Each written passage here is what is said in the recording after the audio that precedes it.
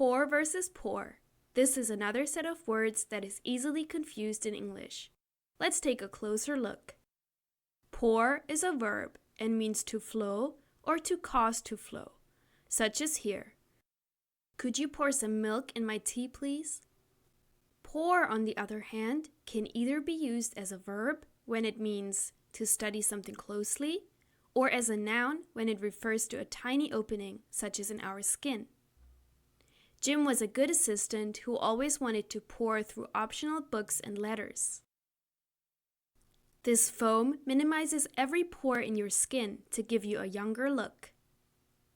Remember that pour is a verb meaning to flow or to cause to flow, and pour as a verb means to study something closely, and as a noun refers to a tiny opening. I hope you'll never confuse the two words again.